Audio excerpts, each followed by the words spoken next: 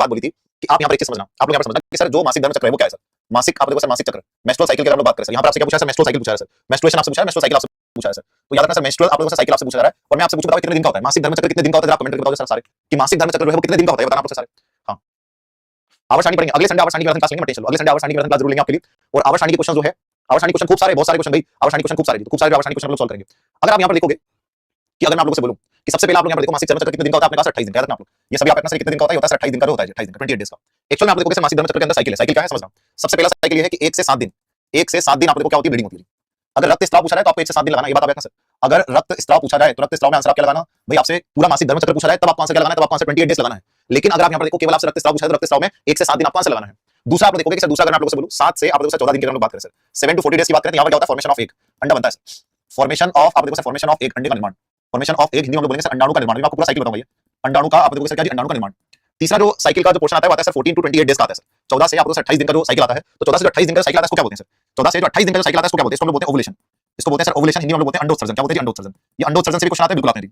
उसके बाद 4th number पर जो साइकिल आता है वो आता है सर आप देखो सर जो 14 से 28 से 14 से 21 दिन सर, 14 से 21 दिन। फिर आप यहाँ पर देखोगे सर 21 से 28 दिन वाला साइकिल आता है। 21 से 28 दिन का जो साइकिल आता है, इस साइकिल को हम लोग बोलते हैं सर गर्भाशय की दीवारों का टूटना, यूट्रस की वॉल जो है उसका ब्रेक होना सर। तो गर्भाशय की आप देखो सर, गर्भाशय की दीवारों का टूटना जी, गर्भाशय की दीवारों का आप देखो सर, दीवारों का टूटना। तो गर्भाशय की दीवारों का टूटना जो है वो क्या कहलाता है, आप देखो सर वो कहलाता है जो है 21 से 28 दिन वाला साइकिल हमारा कहलाता है। अब यहाँ पर आप एक चीज समझना आप लोग सारे, जो मैं आपको बताता हूँ वो क्या है, वो क्या है आप यहाँ पर देखना एक चीज सारे, एक बात समझना। ये है हमारा क्या सर, ये है जो आप देखोगे सर रिप्रोडक्टिव सिस्टम दी, ये पूरा रिप्रोडक्टिव सिस्टम है। अब इस रिप्रोडक्टिव सिस्टम को मैं यहीं पर यहीं कर देता हूँ। क्या आंसर तुम्हारा दूसरा है, तो तुमने आंसर तो लगा दिया। अब इसको मैं यहाँ पर थोड़ा सा और बड़ा करता हूँ। तो यहाँ पर आप एक चीज समझना कि सर ये है रिप्रोडक्टिव सिस्टम। अब रिप्रोडक्टिव सिस्टम में यहाँ पर बनता है अंडा, और एक बात याद रखना, जैसे ही अंडा बना, अंडा निकलता है बाहर, अंडा यहाँ से निकलता है सर बाहर, ये बाहर निकला, बाहर निकलते निकलते निकलते ट्यूब में पहुंच जाता है, ट्यूब में यहाँ पर आ जाता है सर। ये अंडा यहाँ से निकला, यहाँ से निकलकर यहाँ पर पहुंचा। जैसे ही अंडा बाहर निकलता है, गर्भाशय बनती दीवारें 3, एक बनती है सर पेरीमेट्रियम, दूसरी बनती है मायोमेट्रियम, उसके बाद में एंडोमेट्रियम। ये हर महीने फीमेल में ये दीवारें बनती है सर, हर महीने आपको देखो सर फीमेल में 3 दीवारें बनती है। अगर आप इन दीवारों के नाम देखोगे तो इन दीवारों का नाम है सर पेरीमेट्रियम, सबसे बाहर वाली, मतलब ये वाली जो है पेरीमेट्रियम सर, सबसे बाहर वाली perimetrium, perimetrium sir, perimetrium, perimetrium. उसके बाद बीच वाली जो इसको बोलते हैं मायोमेट्रियम, ये सबसे मोटी होती है, मायोमेट्रियम सर। और मायोमेट्रियम के बाद आप यहाँ पर देखोगे सर सबसे जो अंदर वाली इसको बोलते हैं एंडोमेट्रियम, जहाँ पर बच्चा चिपकता जाता है सर, एंडोमेट्रियम। तो ये जो दीवारें हैं ये फीमेल में हर महीने बनती है सर।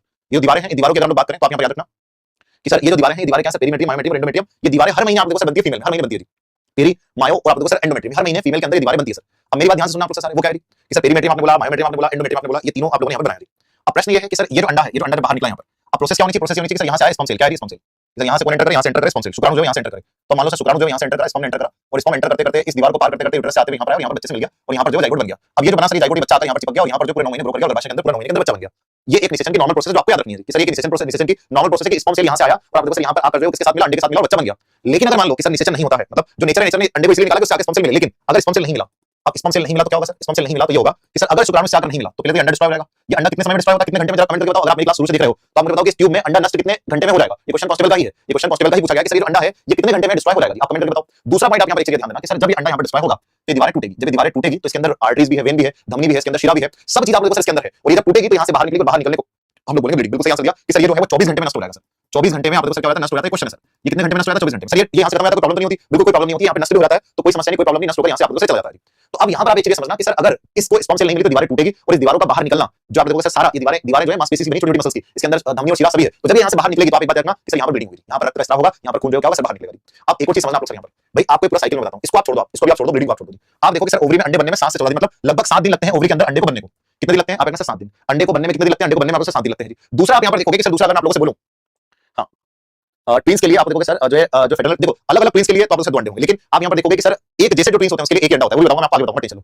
अब यहाँ पर आप एक चीज ध्यान देना कि सर अगला वो क्या है, अगला ये तो आपने देख लिया कि सर ये जो है अंडा जो बना तो उसने 7 दिन लिए, अंडा जब बना और ओवरी से बाहर निकलकर यहाँ आया तो यहाँ तक आने में जिसने 7 दिन लिए इसको बोलते हैं ओवुलेशन, कि सर अंडा ओवरी से बाहर निकलने में 7 दिन। और आप लोगों से गर्भाशय की दीवारें टूटने में अगर मान लो कि सर इसको स्पर्म सेल नहीं मिला तो दीवारें टूटने में 7 दिन लेगी, और उसके बाद में क्या होगा सर ब्लीडिंग, और साइकिल चलता रहेगा कि सर आप देखोगे सर अंडे का निर्माण होगा 7 दिन में, अंडा जो है ओवरी से बाहर आएगा 7 दिन में, अगर अंडे को स्पर्म सेल नहीं मिली तो गर्भाशय की दीवारें टूटेगी 7 दिन में, और 7 दिन में जो ब्लीडिंग होगी, और साइकिल चलता रहेगा चलता रहेगा चलता रहेगा। लेकिन जिस टाइम इसको स्पर्म सेल मिल गया उस समय साइकिल जो क्या कर जाएगी, रुक जाएगी, वो साइकिल रुक जाएगी। तो उस समय आप देखोगे सर साइकिल जो रुक जाएगी। ठीक है भैया, क्या रखना, हाँ ठीक है भैया, चलिए भैया आगे। तो अब हम लोग यहाँ से आगे बढ़ते हैं, तो यहाँ तक मेरे को आपको समझ में आ गया होगा, अगले क्वेश्चन आंसर देना आप लोग से सारे।